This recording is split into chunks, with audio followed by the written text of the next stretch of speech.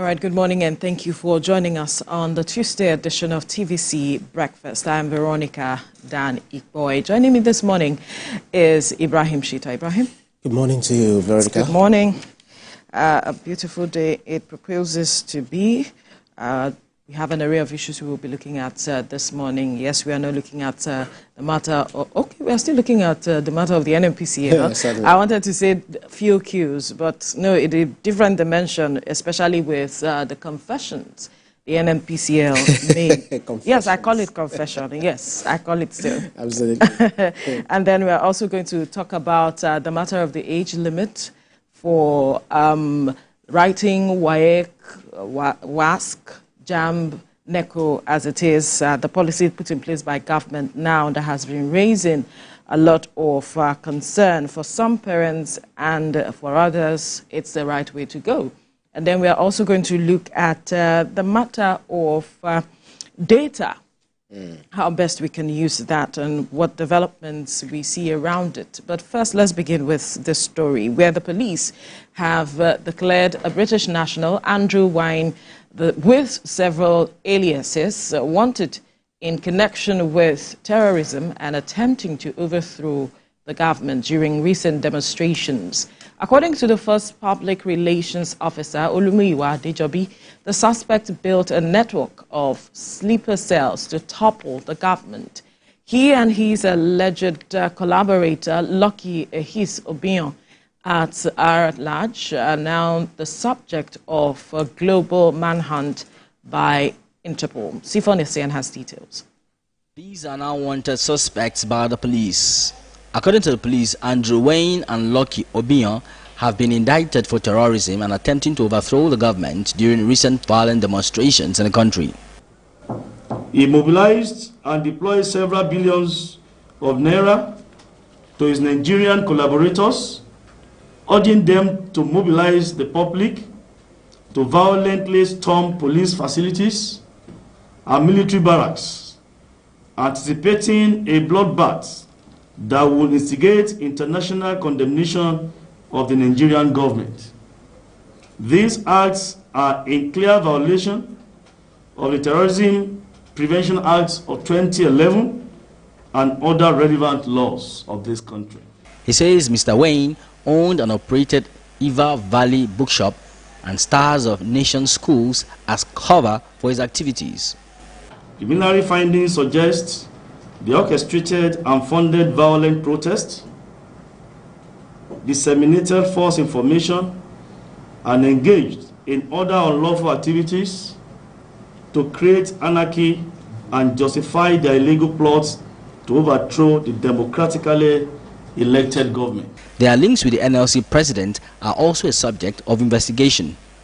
The invitation extended to certain individuals within the Nigerian Labour Congress leadership has nothing to do with rights advocacy and activities of the union leadership, but is aimed at clearing the relationship between the individuals and Andrew Wynne, who, in addition to plotting unconstitutional regime change, is also financing terrorism in Nigeria.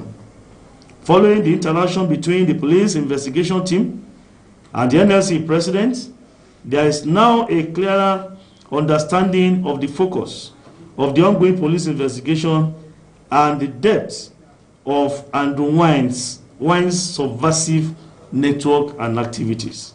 The police say there are more evidences to come. Sifon Essien, TVC News, Abuja.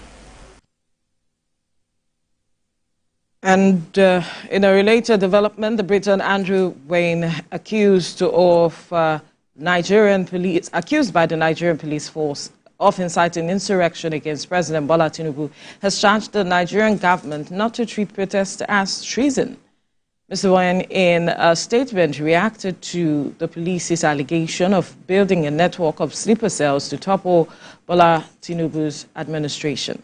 Recall that the Nigeria Police Force said it raided and sealed Wynne's bookshop located at the Abuja headquarters of the Nigeria Labour Congress. The government on Monday also arraigned 10 Nigerians who participated in last month's nationwide protest in Abuja.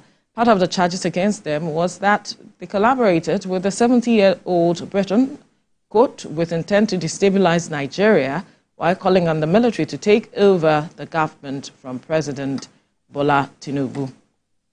And he has also said, talking about Andrew Wynne, that he is ready to speak with the government, the authorities of Nigeria, that he didn't even know that he's a fugitive. So he's ready to speak via WhatsApp, Zoom, or even meet with them in London if they are ready to arrange a meeting. And then his wife has also come out to speak with regarding to this matter, saying that the allegations against her husband is not what it is exactly, that there are those who, or there is someone who is owing the husband, and the person is using this against the husband to say that he's trying to topple the government. And in my head, I'm thinking, this person must be powerful, such that he can, create this kind of a scenario that will be of interest to the police and the government, such that her husband can be seen as being someone of interest to the government. So that's just my own perspective. Yeah, that's right. Maybe the wife should have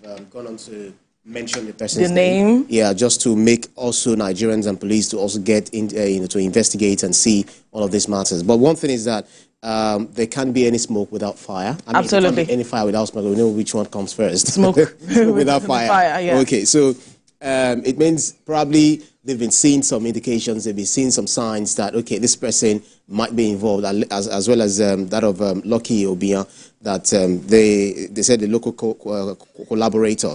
That's the way they refer to him as. So, but in all of this, no government will sit down to watch anyone, topple its government or anyone subvert the authority of this country or the sovereignty of this country, no matter what.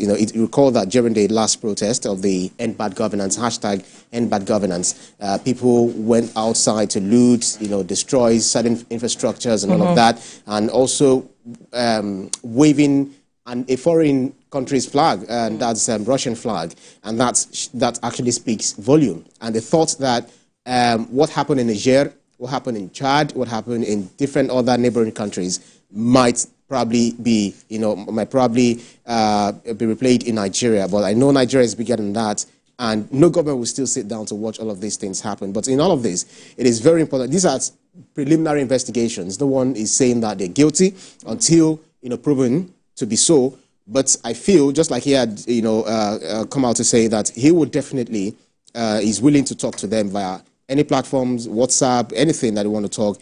But the issue is in Nigeria. If he thinks that, well, he can always talk to them at the Nigerian embassy in the UK and all of that. But whatever it is, the police should ensure that they carry out the proper investigation. Joe Ajaero was invited. If they are not trying to connect the dots, they won't be getting this name. So it means that there are still much more revelations to be seen. Absolutely. The police is working with intelligence reports, and that's why they are taking action. And so they must have something which they may not totally disclose to the public, obviously, that they are acting upon. So whoever is involved, if you know you don't have skeletons in your cupboard, you shouldn't be afraid. That's right. Recall that even the NLC had, gathered themselves saying, why was Joe Ajaero being invited and all of that. But from the reports that we got, he had... Talking about Andrew now, had a bookshop somewhere in one of their offices, and they were trying to link and look at all of the connections. And if they have information about the communication that had gone on between both parties, then it is a lot is left to be seen. And so we are waiting to see how this process will go on. And it must be done transparently, such that both parties and even Nigerians are saying that this is not a witch hunt on anyone, but that the government or the agency of government is carrying out its duties at the end of the day. And talking about the bounty, now there are 20 million. Yes. I heard someone say 20 million is so small. Like the person will just go there and pick him up, like, this is the person you're looking for. That 20 million is so small if you are saying someone wants to topple a government. But then at the end of the day, we need to allow the police do its job so that we can get to the root of the matter.